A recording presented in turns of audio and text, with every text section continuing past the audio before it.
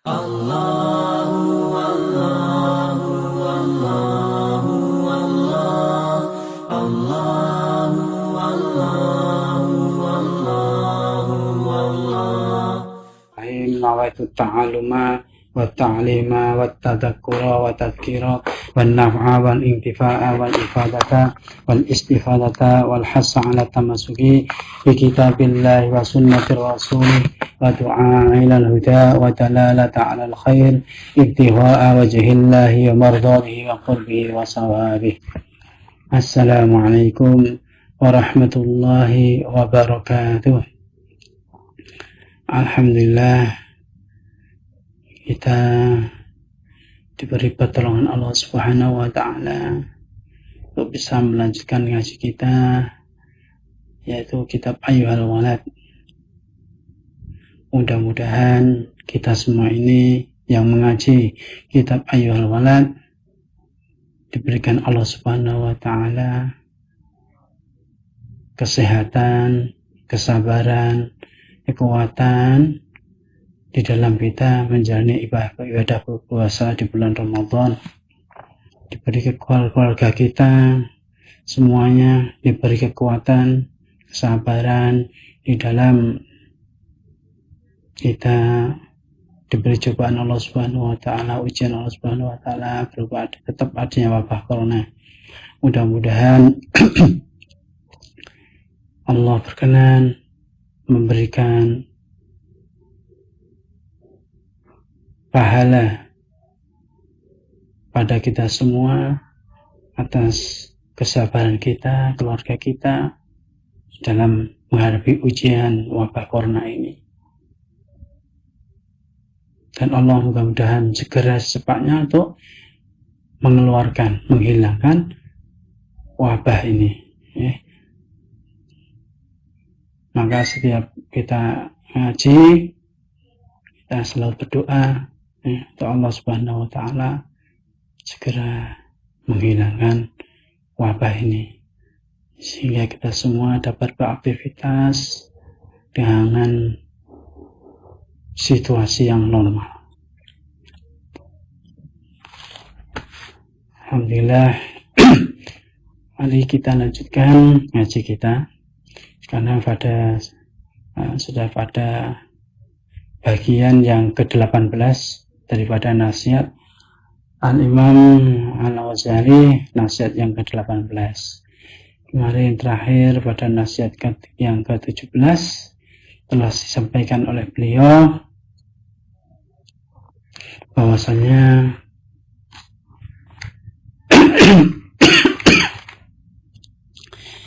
kita sebagai seorang santri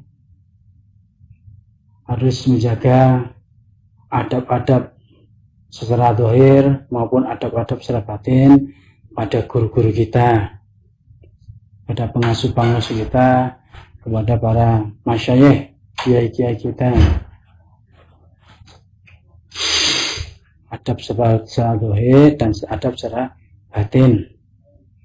Adab secara zahir, di antaranya kita dilarang untuk membantah, dilarang untuk banyak membuat alasan atau membuat masalah, menutup aib dari pengasuh, dari para kiai, para ustadz, guru-guru kita, menjaga kehormatan, adab, ketawaduan kita di hadapan guru kita.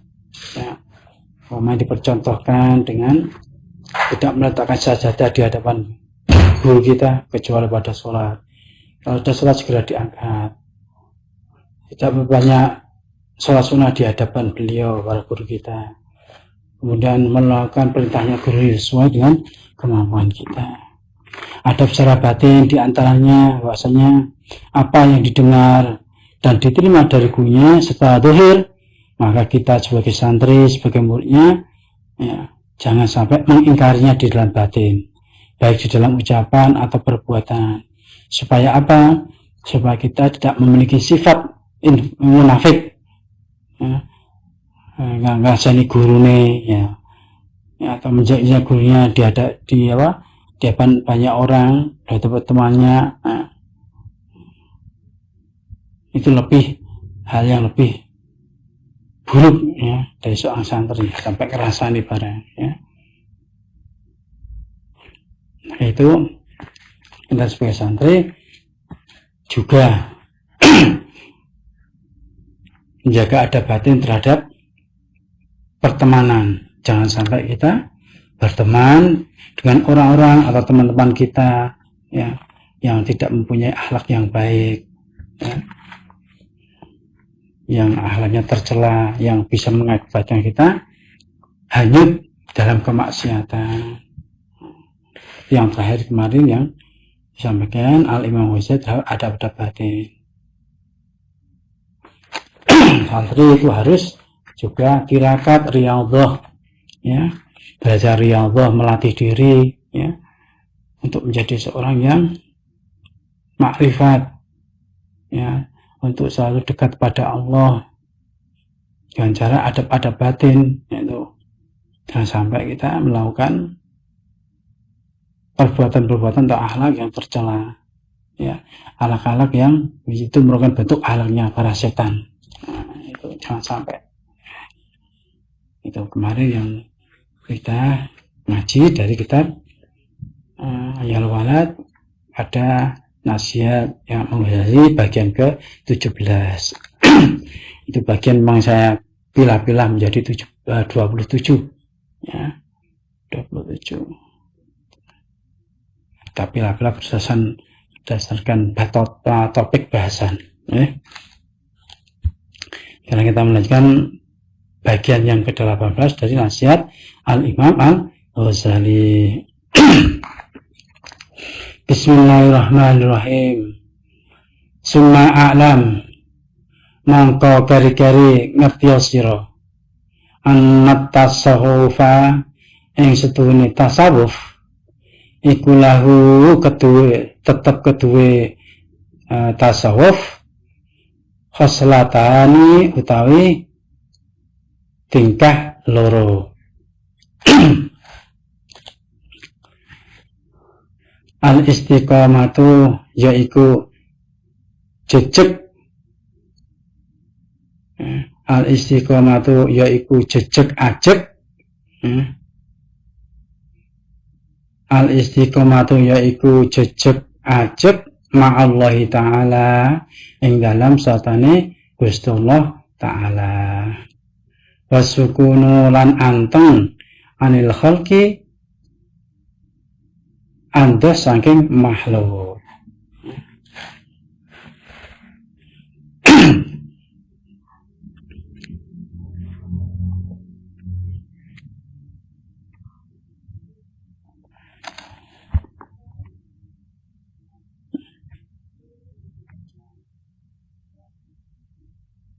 Wahai anakku ya, ayuhal walad summa a'lam antasawufa lahu khoslataha al istiqomatu ma'allahi ta'ala wa sukunu anil khalqi. Wahai anakku, para santri, kemudian ketahuilah bahwasanya yang namanya tasawuf itu memiliki dua perkara. Tasawuf itu memiliki dua perkara. Pertama adalah istiqomah bersama Allah ya, pertama adalah istiqomah bersama Allah. Yang kedua adalah tenang ya, dari makhluk ya, wasukunu anil khalqi, tenang dari makhluk ya.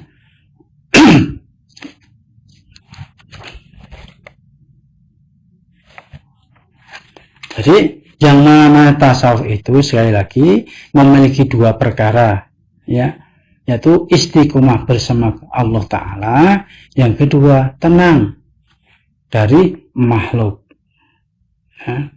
Istiqomah itu ma'allahi Ta'ala wa sukunu anil khalqi.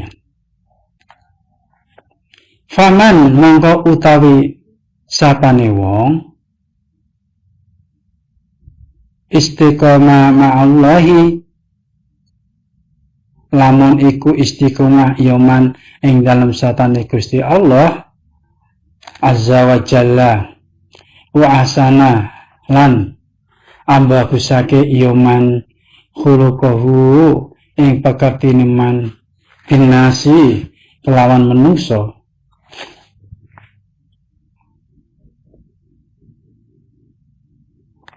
wama lan barang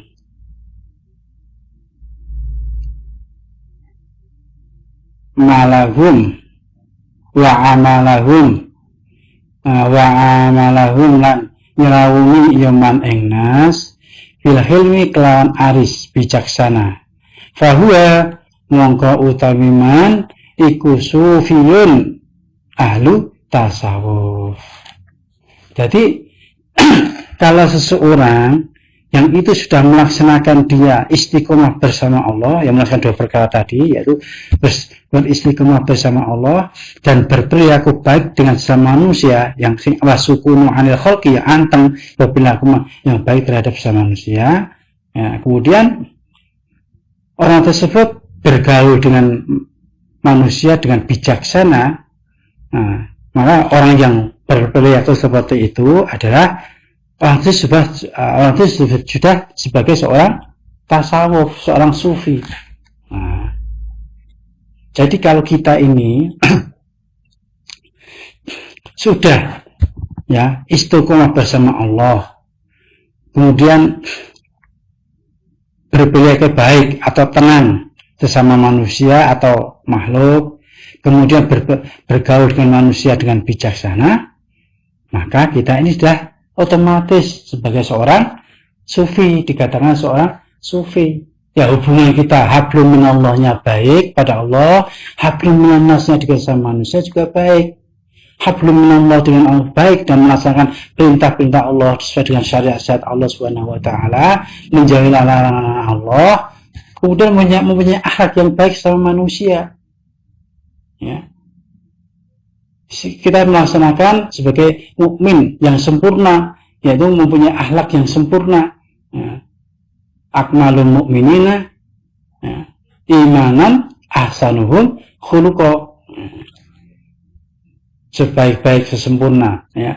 Sempurna semua iman seorang mukmin adalah mereka yang paling baik akhlaknya. Nah, kalau kita sudah melaksanakan sebagai seorang mukmin yang bersempurna, iman sempurna karena punya akhlak yang sempurna, yang baik ya, sesama manusia, kemudian juga pada hubungan dengan Allah itu selalu istiqomah, beribadah kepada Allah itu selalu istiqomah ya, meninggal larangan Allah selalu istiqomah. Tidak usah dikatakan kita ini bukan tasawuf, kita ini sudah otomatis jadi orang tasawuf. Kita tidak perlu ya mencari atau mendalami ilmu tasawuf, menjalani ilmu tasawuf, bahkan berperilaku sebagai orang tasawuf, ya pakaiannya sederhana, compang-camping, memperlihatkan kita sebagai seorang tasawuf. Bukan itu. Kita sudah melaksanakan perintah Allah dan benar secara istiqomah, menjalankan Allah dengan istiqomah, ya. Semua sesuai dengan syariat Allah kita jalankan, berperilaku bagi sama manusia, akhlaknya dijaga dengan baik. Kita ini sudah seorang sufi, seorang yang sudah menjalani tasawuf. Nah, itulah tasawufnya Asas Junaidi al-Bakti, tasawufnya para ahli sunnah wal jamaah yang dijalankan oleh golongan Nahdlatul Ulama itu begitu. Tidak meninggalkan syariat, syariat dijalankan terus.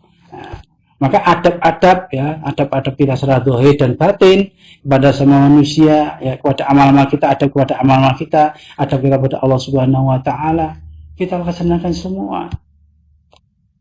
Kita ini sudah otomatis ya menjalani seorang sufi, seorang salik, kita seorang salik, walaupun kita tidak memproklamirkan, tidak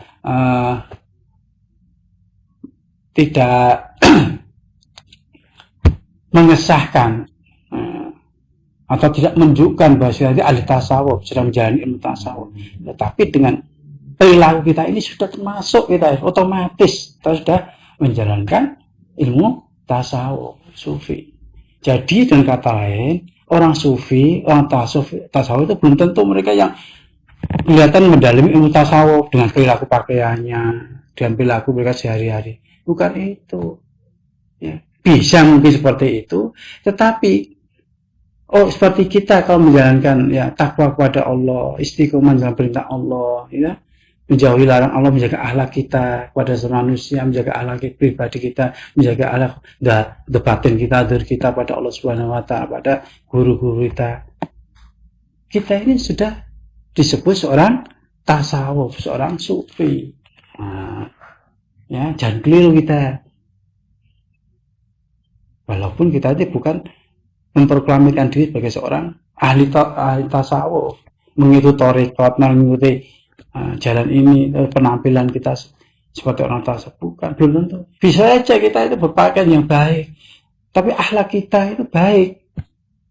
Kita menjalankan perintah Allah, menjalankan larang Allah dengan baik, jaga adab-adab kita, akhlak kita sebagai seorang muslim. Kita ini tasawuf, walaupun penampilan kita juga bisa baik, pakaian kita cukup baik. Yang kita pakai juga baik, bukan pakaian compang-camping seperti ahli tasawuf begitu. Rumah kita juga mewah misalnya, ya, kaya kita. Bisa aja kita jadi tasawuf. Asal kekayaan kita itu bukan menjadi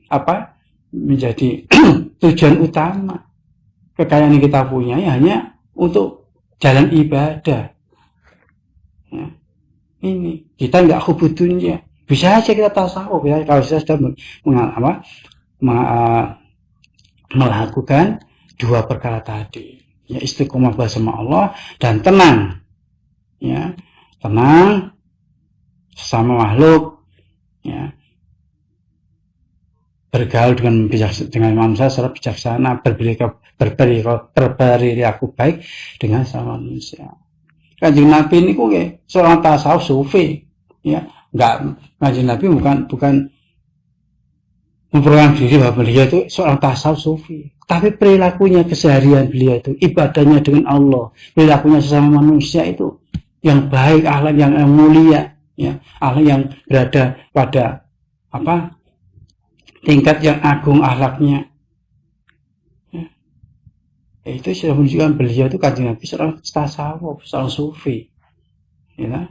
Nah, maka demikian juga kita ini bisa jadi sufi, bisa tasawuf, asal itu tadi hubungan dengan Allah secara istiqomah baik, jauhi larang Allah, kemudian hubungan dengan sesama manusia pun baik, menjaga perilaku yang baik dengan sesama manusia, artinya adab terhadap manusia, akhlak pada manusia kita juga baik. Kita ini sudah dapat disebut dengan seorang sufi. Walaupun pakaian kita itu enggak sufi, perilaku kita juga enggak sufi secara zahir, tapi kita sudah menjalankan, ya, faktanya kita sudah menjalankan seorang ahli sufi. Ahli sufi ya begitu itu, bukan ahli sufi kalau kita begitu menunjukkan bahwa kita seorang sufi, tapi perilaku kita bukan menunjukkan seorang sufi. Kita masih banyak melakukan perbuatan-perbuatan kemaksiatan, gitu. Hubungan kita dengan orang lain kurang baik, akhlak kurang baik, dan Allah juga hubungan kurang baik. Ya bukan sufi, meskipun kita ini berlagak atau berpenampilan seorang sufi, bukan sufi. Justru kita yang menjaga akhlak sesama manusia, menjaga hubungan dengan Allah, ibadah dengan Allah secara istiqomah dijaga, itulah kita itu bisa disebut dengan sufi. Jangan sampai kita salah kaprah, salah melihat, memandang seorang, ya. Nanti bisa kita ini tertipu dengan masalah tasawuf ini, masalah tasawuf.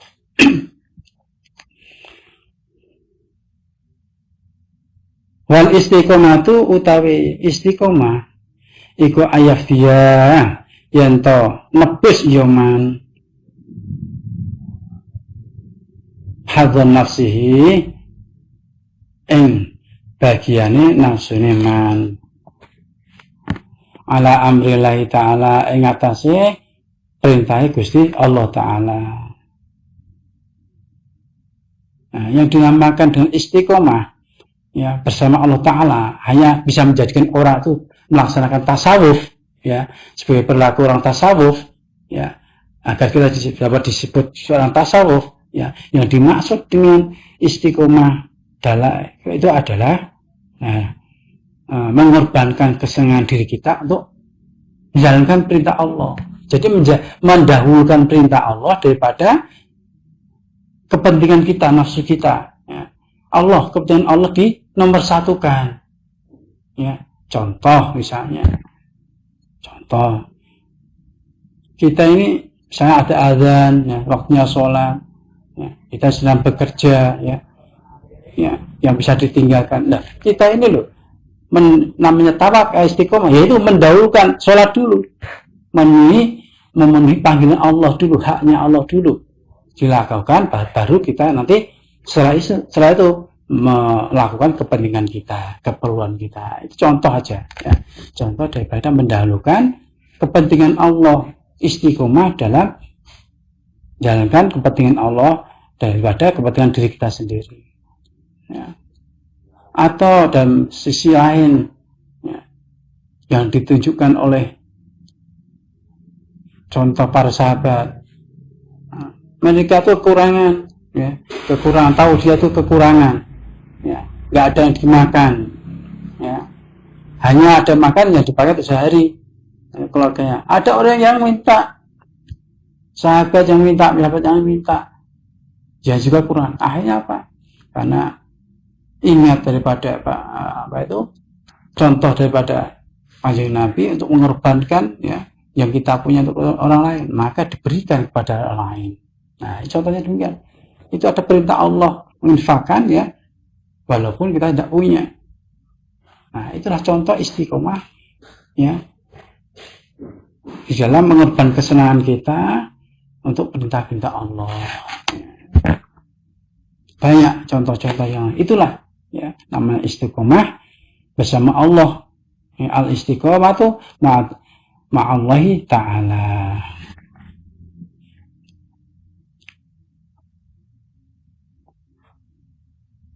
Wa husnul khuluqi utawi baguse pekerti wa husnul khuluqi utawi baguse pekerti ma'anasi ing dalem sertane menungso iku Allah tahmilan nasa ora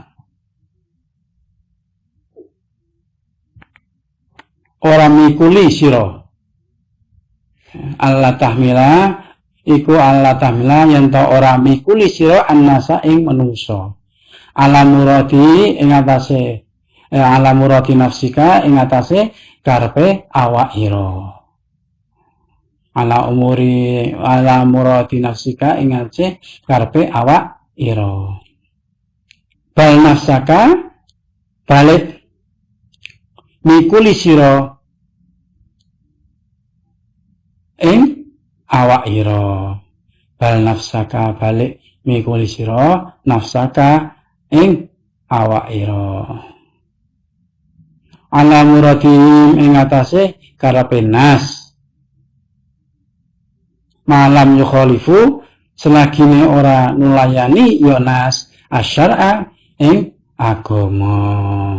Nah, yang dimaksud dengan berperilaku baik kepada sesama manusia atau tenang dari makhluk itu apa? Di sini disampaikan oleh Asy-Syaikh Imam Al-Ghazali bahwa yang dimaksud berperilaku baik terhadap manusia adalah apabila diri kita ini tidak memaksa orang lain, harus mengikuti sesuai dengan keinginan kita. Ojo maksa karepe adewe ini pada orang lain. Ya termasuk juga kalau dalam kita berdakwah, ya. Dalam hal yang lain aja kita boleh, dalam hal lain yang bukan dakwah aja kita dilarang untuk tidak memaksakan kepentingan kita pada orang lain. Nah, kalau maksa pasti akan timbul permusuhan seperti kemarin yang dilaksanakan. Ya. Nah, kepentingan kita ada udang di balik batu, ada udang di balik rempeyek nopo-nopo gitu. Nah, akhirnya jadinya apa? Kita saling bermusuhan, masing-masing pengen maksa kepentingannya, ya, diakomodir. Kan kalau kepentingan banyak orang kan sulit, ya, kan banyak orang itu diakomodir Dari kepentingan mengenakkan, memuaskan semua pihak kan sulit. Nah, makanya kita jangan sampai memaksakan kehendak atau kepentingan kepada sesama manusia. Nah, kalau memaksakan jadinya permusuhan. Padahal kita jalan permusuhan. Musuh kita yang paling jelas adalah setan dan hawa nafsu, seperti kemarin yang sudah dijelaskan di depan kemarin. Ini mau kepentingan kita. Bahkan dakwah pun, nuturi pun, nasihat pun tidak boleh memaksakan, harus diikutin. Memaksakan kehendak kita harus diikutin, beri nasihat. Kalau diikuti ya sudah. Itu urusannya dengan Allah Subhanahu wa Ta'ala. Ini yang dimaksud berperilaku yang baik terhadap manusia adalah apabila diri kita ini tidak memaksakan kepentingan kita pada orang lain. Bahkan sebaliknya, hati kita ini mau mengikuti keinginan mereka, ya, selama tidak melanggar syariat. Niku, nah Isa ada justru mengikuti kemauan mereka, ngalah lah istilahnya. Ya, para wali itu banyak ngalahnya, ya, banyak ngalahnya, banyak welas asihnya. Asal bukan hal yang bertentangan dengan syariat. Asal bukan hal-hal yang bertentangan dengan syariat. Ya, kita ngalah, bisa ngikutin boleh, asal tidak mengikuti menimbulkan kemudaratan. Ya, kemudaratan dalam hal agama. Kita boleh mengikuti mereka. Ngalahan lah istilahnya. Nek wong ngalahan senengi wong, ngalahan senengi wong. Tapi nek dadi kalah-kalahan, iku ojo gelem dadi kalah-kalahan. Dadi kalah-kalahan mungkin agamane bisa dikalahno, lha bahaya. Sing ngalahan ya bukan masalah agama nggih. Kenapa? Sing ngalah, nggih. Mung seneng ade ngalah iki. Soal apa saja. IDW duwe anu S, wis bagiane S, bagiane dhewe. Nek kanca mangan ya. Rumangan oleh siji kurang puas, tak pe ya wis peken. Wis peken wis ora apa-apa. Es dipek, ya sapa ngalah wae. Wong kan seneng mengke. Nah, justru kita itu harus balik mengikuti orang lain. Ya. Jangan memaksakan kehendak kita.